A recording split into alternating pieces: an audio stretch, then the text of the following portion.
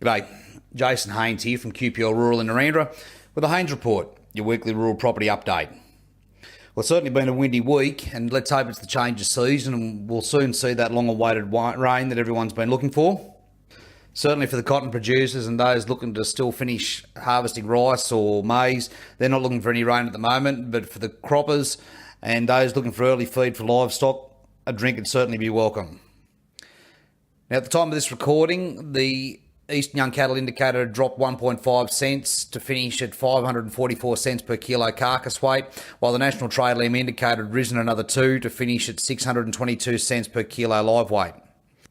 Now, this is certainly a strong start to the season, with one processor already offering contracts for June-July delivery at $6.60 a kilo for crossbred lambs plus skins, while merino lambs will be in at $6.40 a kilo.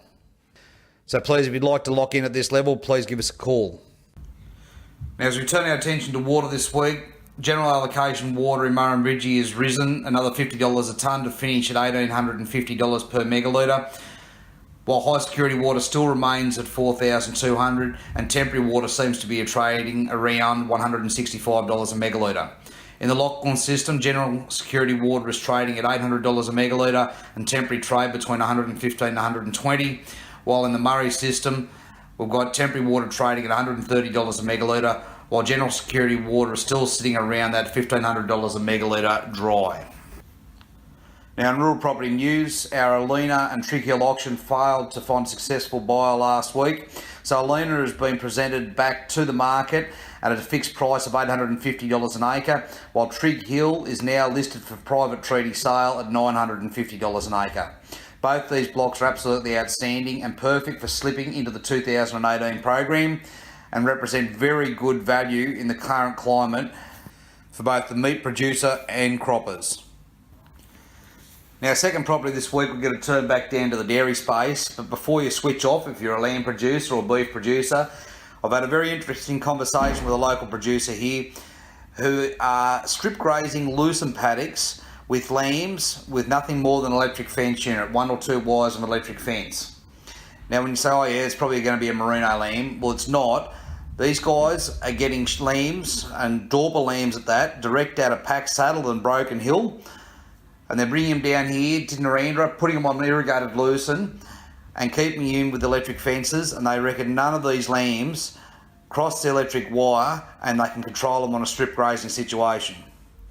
Now, this made me think for a second. We've got a lot of producers up north who are producing a lot of lambs and perhaps don't have the feed this year to finish them and are therefore going to have to sell them off at a cheaper price.